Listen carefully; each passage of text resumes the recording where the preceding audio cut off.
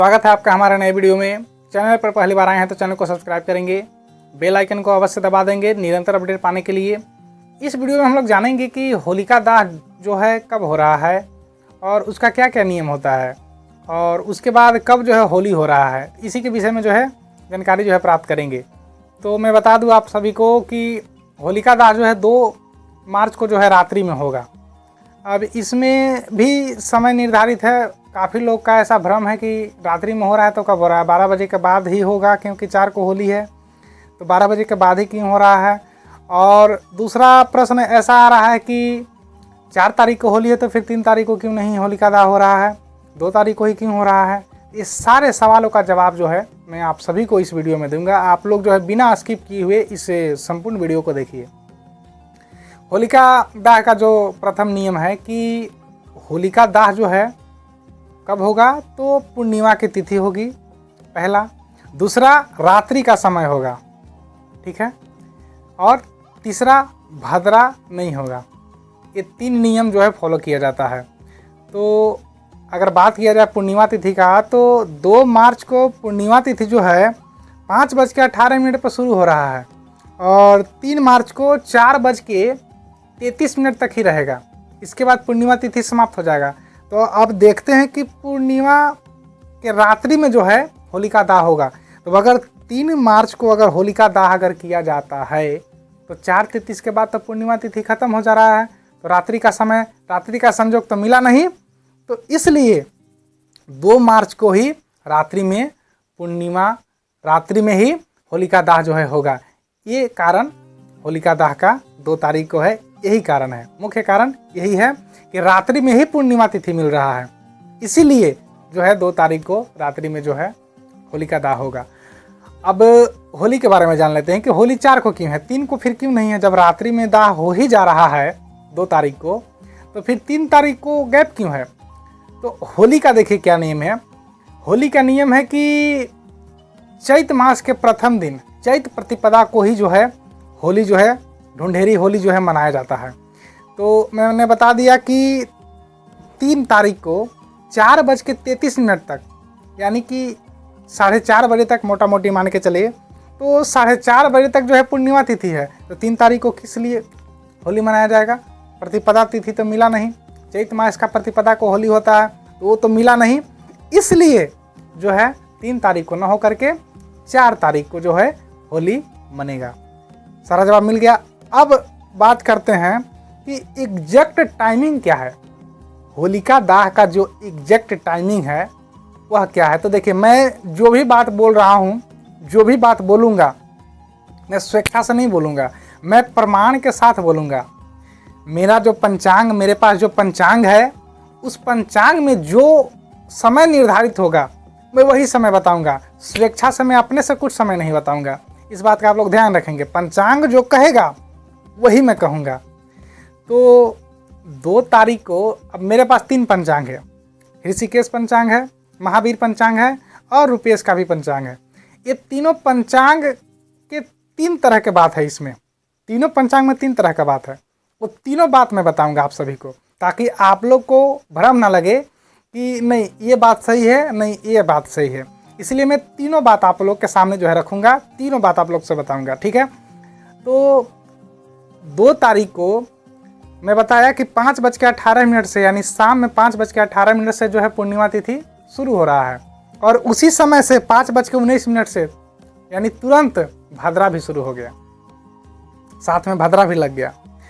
अब देखिए, नियम हमने बताया कि भद्रा नहीं हो, भद्रा नहीं हो, रात्रि का समय हो, तब जो है होलिका दहन होगा। लेकिन 5:19 के बाद जो है भद्रा भी लग गया।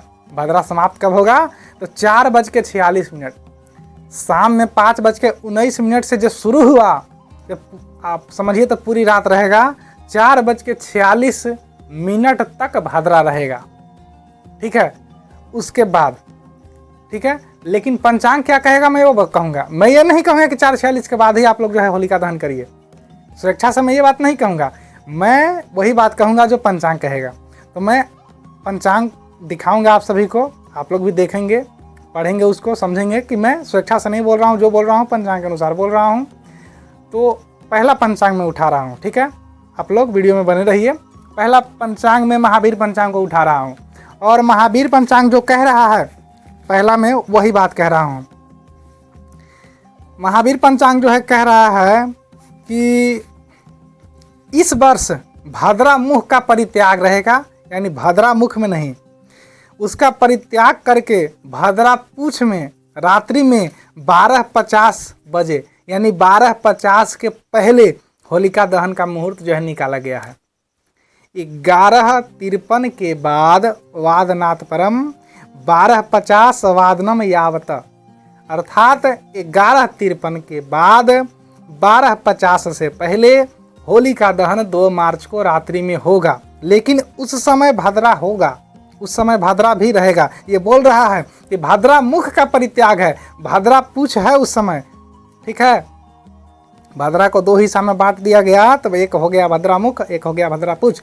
तो भद्रा मुख का परित्याग हो गया, भद्रा पूछ में रात्रि में 12:50 के पूर्व होलिका दहन होगा। ये महावीर पंचांग कह रहा है, ये मैं नहीं कह रहा हूँ, ये महावीर पंचांग जो है कह रहा है कि 12:50 के पहले होलिका दहन होगा, भद्रा पूछ में होलिका दहन होगा, ठीक है।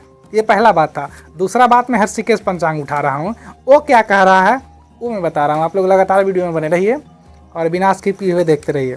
देखिए,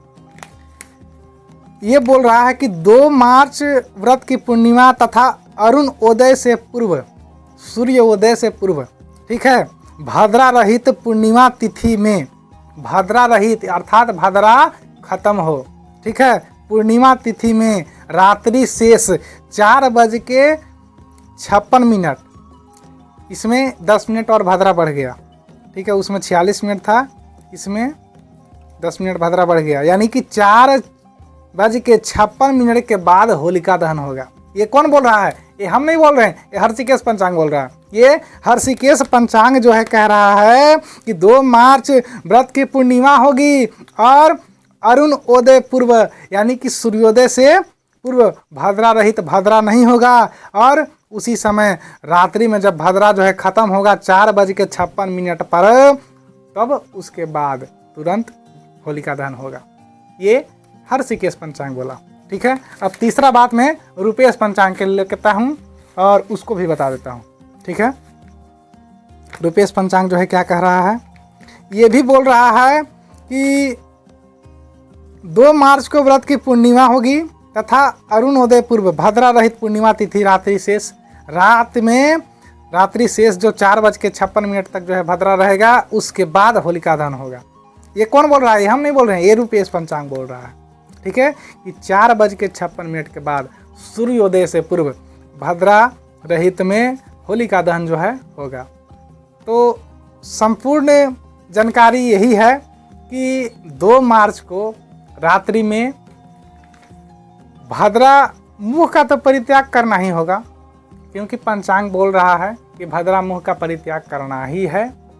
तो भद्रा पूछ में, अगर जिसको भद्रा पूछ में होलिका दहन करना होगा, वह जो है 11:53 के बाद और 12:50 के पूर्व होलिका दहन कर लेगा।